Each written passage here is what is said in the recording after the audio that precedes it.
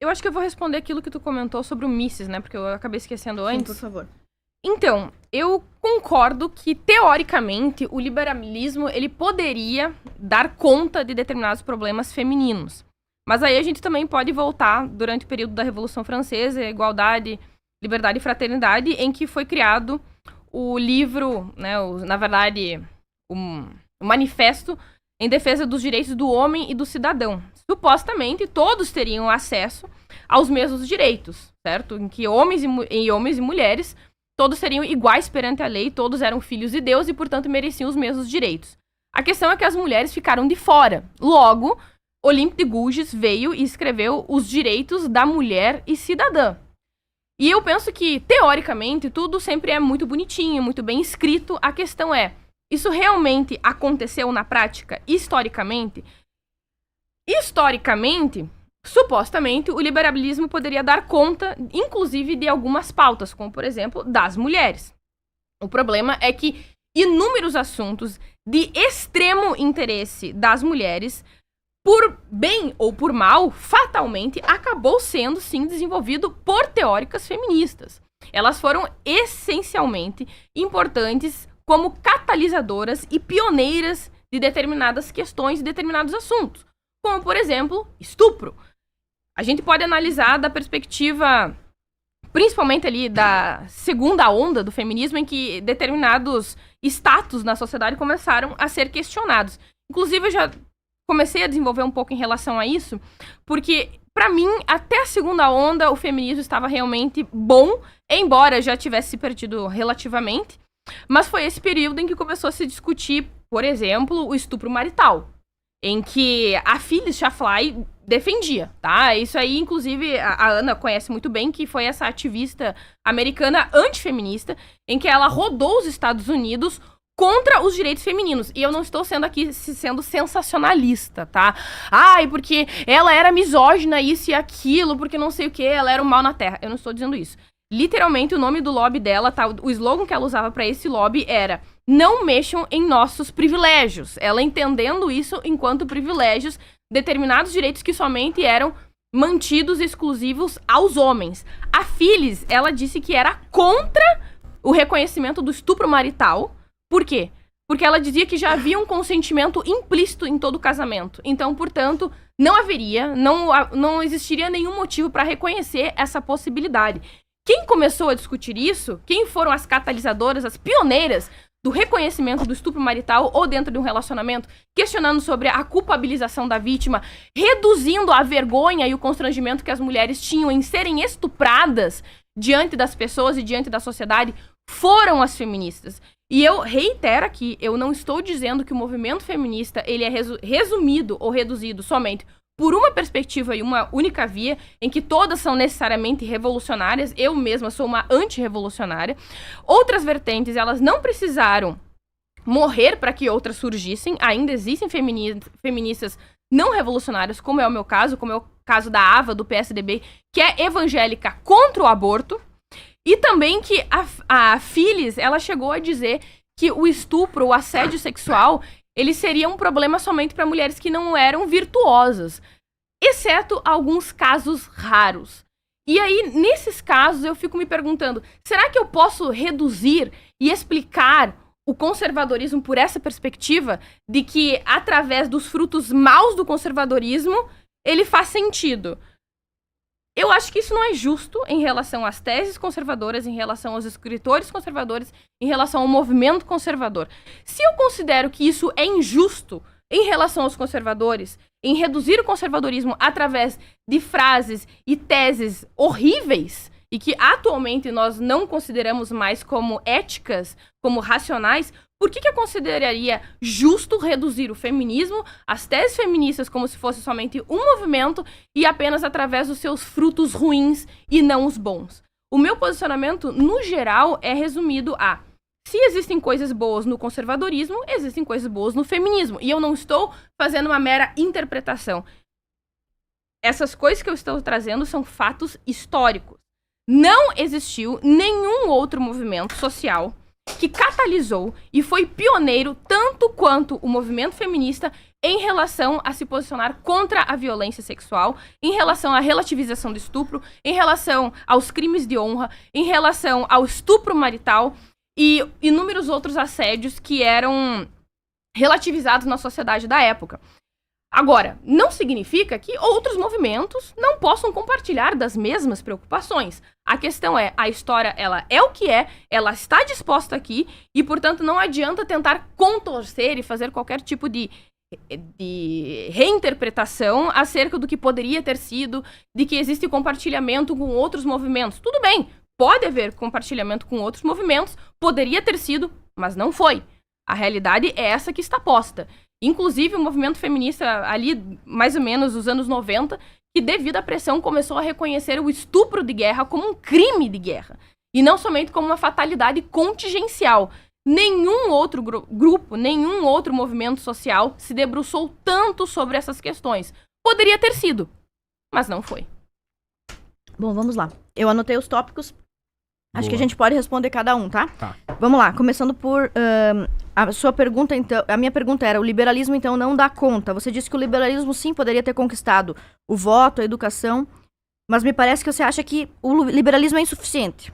Ele precisava, veja bem, no seu ponto de vista, o liberalismo precisava de uma ramificação coletivista chamada feminismo para fazer o seu trabalho. Parece que é isso que você acredita. Sim. Pois bem, desculpa, pai, tá defendendo o liberalismo de novo, né? Muito ruim. Eu quero falar eu acho que a gente tem que falar sobre educação, sobre voto e sobre estupro. Pois bem, o que acontece quando a gente fala sobre estupro marital? O estupro pressupõe duas coisas: conjunção carnal mediante violência. Quando se debatia o estupro marital na década de 60 e 70, se pressupunha que fazer o sexo que a mulher não deseja necessariamente é estupro marital. E provavelmente a Phyllis Schlafly deve ter se posicionado como outras, eu não conhecia a frase dela, mas como outras se posicionaram no seguinte sentido. No sentido de que cônjuges, quando contraem, fazem um contrato de casamento, eles entendem que muitas vezes terão que ceder em coisas que não é exatamente o que esperavam para aquele momento. Por exemplo, eu quero ir ao shopping e você quer ir ao cinema. Um vai ter que ceder em relação ao outro. O que se pressupõe do estupro marital é que, se não há violência, não há estupro, porque há uma concessão anterior no momento que você se casa. Agora, é falso, é completamente falso, dizer que o estupro era, antes do feminismo surgir, e antes das militantes feministas falarem sobre isso, o estupro do cônjuge era autorizado. Por exemplo, o nosso Código Penal prevê há décadas que estupro não pode. O que as feministas dizem? As feministas dizem que antes da alteração de 2005 no Código Penal, que inclui um agravante para a mulher estuprada por alguém próximo, como padrasto, irmão ou cônjuge, não havia classificação para o estupro marital. Isso não é verdadeiro. O fato da legislação dizer que era proibido estuprar e não especificar que é proibido ser estuprado por pedreiro, por médico, por engenheiro, não significa que autorizava essas categorias de pessoas a estuprarem. Então, o que a nossa legislação diz? O Código Penal, antes de 2005, já previa que nenhum marido tem o direito de, mediante força, estuprar a mulher, mesmo que existisse o pressuposto da concessão do casamento. Mas por que existia essa concessão prévia do ato sexual? Por quê? Antes das feministas banalizarem o divórcio, era necessário apresentar em juízo um motivo para se separar. Entre os motivos possíveis de alegação do divórcio estava não cumprir os deveres conjugais. Então, tanto o homem quanto a mulher poderiam chegar em juízo e dizer: eu quero me separar do Joãozinho, eu quero me separar da Mariazinha, porque ela não está cumprindo seus deveres conjugais. O fato de a mulher ter deveres conjugais com o marido não significa que ele tem direito de forçá-la a nada. Isso nunca esteve previsto no nosso Código Penal. Não há previsão, nem no Código Penal, nem no Código Civil, de que o marido tivesse autorização para estuprar a esposa. Isso absolutamente não existe. O que aconteceu foi que em 2005 passou-se a diferenciar esse crime com uma pena acrescente, dobrando a pena caso fosse o cônjuge ou o padrasto. É só isso que aconteceu. Mas veja, se eu disser a partir de agora, olha, se um médico estuprar uma paciente, a pena acrescenta-se de 1/5. Isso não significa que antes de acrescentar a pena, o médico podia estuprar a paciente, evidentemente. Pois bem, quando a Glenda fala aqui sobre crime de legítima defesa da honra. É maravilhoso ela ter trazido isso, porque esse é mais um assunto que as feministas locupletam, assim, e dizem ser as grandes baluartes da justiça. As feministas defendiam o crime defendiam legítima defesa da honra. Defendiam assassinato. Vou dar um exemplo muito claro disso. Na Tércia, que era uma feminista muito famosa no Brasil, que era uma grande líder feminista, ela defendeu uma outra feminista chamada Silvia Serafim, que assassinou o irmão do Nelson Rodrigues. Não sei se vocês lembram do Nelson Rodrigues, do grande dramaturgo. O pai dele tinha um jornal e ele tinha 2 filhos, né? O Mário, se não me falha, o Roberto e o Nelson Rodrigues. Nesse jornal chamado A Crítica, foi publicada uma crítica moral ao divórcio, ao desquite da feminista Silvia Serafim. O que a feminista Silvia Serafim fez? Entrou no jornal, armada, e deu 3 tiros no irmão do Nelson Rodrigues. Assassinou. Ela foi absolvida. Qual foi o argumento da absolvição da Silvia? Ela usou a legítima defesa da honra. Veja bem, o crime de legítima defesa da honra era aceito pela maior parte da população e não servia como dispositivo do homem contra a mulher. Porque as mulheres podiam usar este mesmo argumento em sua própria defesa. Aliás, um homem podia usar esse argumento em sua própria defesa para acabar com a vida de outro homem. Que foi o caso do Euclides da Cunha. Todo mundo conhece o Euclides da Cunha, super famoso. O Euclides da Cunha, se vocês não sabem, ele foi assassinado num duelo por causa de um crime vinculado à honra. Tinha um milico lá, um militar que estava dormindo com a mulher dele. Ele foi tirar satisfação desse militar, desafiou o cara para um duelo, morreu. Depois o filho do Euclides da Cunha desafiou o mesmo cara, morreu também. Os 2 foram assassinados. Qual foi a defesa dele? Legítima defesa da honra. Então, o argumento de legítima defesa da honra servia para proteger tanto mulheres quanto homens contra crimes cometidos contra homens ou contra mulheres. Como é que a Glenda nos diz hoje que as feministas acabaram com isso se a Ana Tércia da Cunha, uma líder do movimento feminista no Brasil, era a advogada da Serafim e usou esse argumento para conseguir absolvição no júri?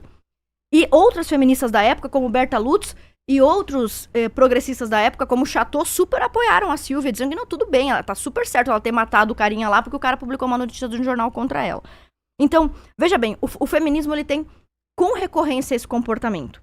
As feministas fazem isso com recorrência. Pegam uma evolução que já vinha sendo debatida, ou por liberais, ou até por conservadores, como é o caso do voto, depois a gente vai voltar nesse assunto. Diversos países onde os conservadores apoiaram a mudança na legislação em favor do voto feminino por motivos conservadores. Então as feministas com recorrência fazem isso.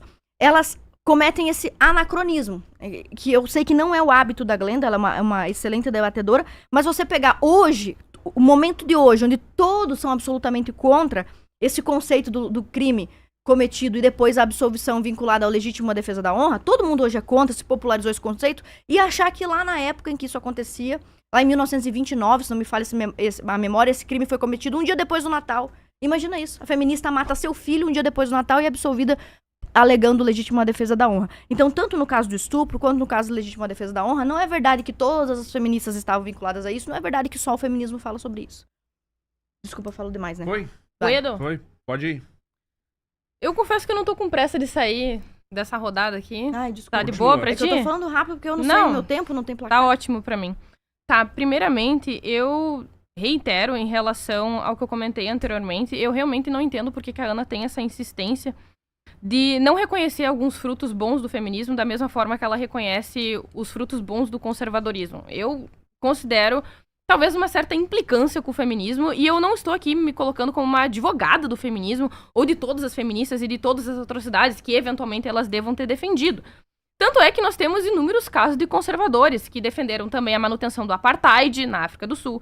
Nós temos casos de conservadores que também se posicionaram ainda a favor da manutenção da Jim Crow. Nós temos também conservadores que defenderam a manutenção da escravidão no Brasil. Mas eu não estou dizendo que o conservadorismo é, em essência, um defensor da discriminação racial, que em essência ele é defensor de injustiças raciais, que ele é defensor da manutenção de uma condição de submissão da mulher diante da sociedade, ou de perseguição, ou de uma execução sumária contra LGBTs. Eu não considero que o conservadorismo é isso. Muitíssimo pelo contrário. Como eu já falei anteriormente, eu sou uma admiradora de inúmeros autores e teses conservadoras. Só que, por algum motivo, a Ana, ela não consegue reconhecer que, embora, como eu já falei anteriormente, nós possamos ter compartilhado determinadas causas com outros grupos, o feminismo ele foi um pioneiro e um catalisador de determinados assuntos e pautas. Outra coisa, ela comentou da Berta Lutz. Ah, porque a Berta Lutz ela apoiou o crime de honra do passado. Bem, mas a gente tá falando de uma feminista de primeira onda. Os valores culturais desse período eram outros em relação à segunda onda, que foi quando começou essa discussão acerca de não haver legitimidade em defesa da honra. Primeira onda foi uma determinada defesa, a segunda onda foi outra, em que houve realmente um aprofundamento de determinados assuntos, inclusive sobre o assédio sexual, inclusive sobre o estupro marital. Outra coisa, ela comentou sobre o estupro marital, de que havia, enfim, uma permissividade dentro do casamento sobre o estupro que foi entendido dessa forma, né? Que as feministas, elas entendem dessa forma. Não, a questão é que esse aspecto, ele é muito relevante em relação aos valores culturais que estavam estabelecidos nesse período. Existia o conceito sobre dever conjugal.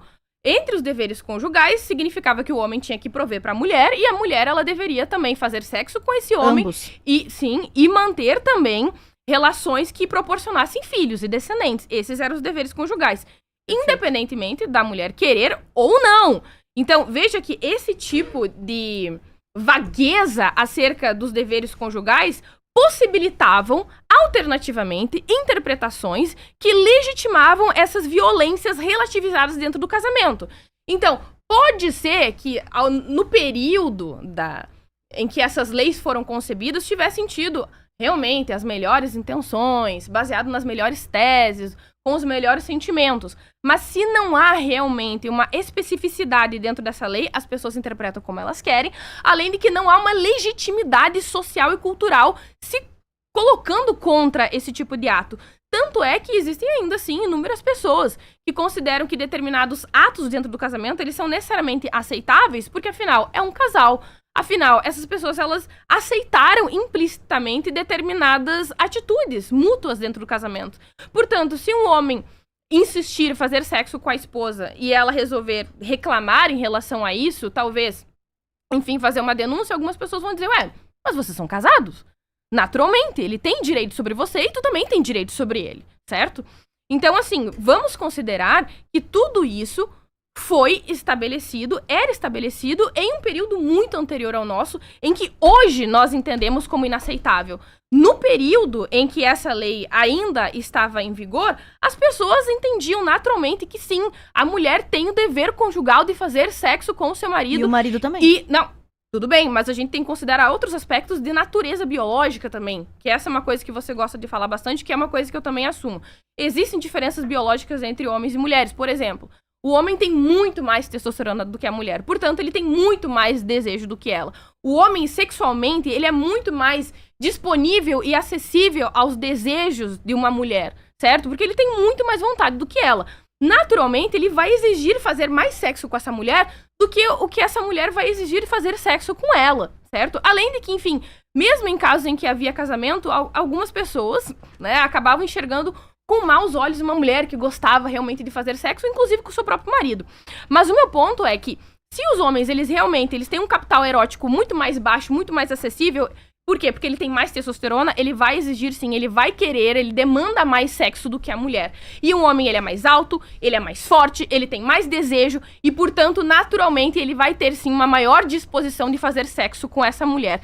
E nós também temos que considerar os aspectos naturais e evolutivos de como é muito mais traumático uma mulher ser tocada por um homem desconhecido ou até mesmo em relação ao seu próprio marido do que uma situação inversa. Eu posso passar a mão nas partes íntimas de um determinado homem desconhecido e ele não vai se sentir tão traumatizado e mal em relação a isso, tanto quanto eu vou me sentir na mesma situação, em que eu vou me sentir ameaçada, humilhada, degradada, em uma situação que, infelizmente, eu nunca mais vou poder recuperar a situação anterior, antes de eu ter sido abusada. Então, veja que, embora, em termos igualitários, existia, sim, esse direito mútuo sobre o homem e a mulher, inversamente, na prática, a gente sabe que os efeitos de um toque indesejado para uma mulher é muito mais grave. e que o homem, ele tem muito mais desejo devido à testosterona e demanda muito mais da sexualidade da mulher do que inversamente. Além de que ela tem muito menos possibilidades de se defender, de se posicionar contra, ainda mais considerando o tipo de cultura estabelecida no passado, em que havia, sim, aquele conceito sobre deveres conjugais e, portanto, de relativização do estupro.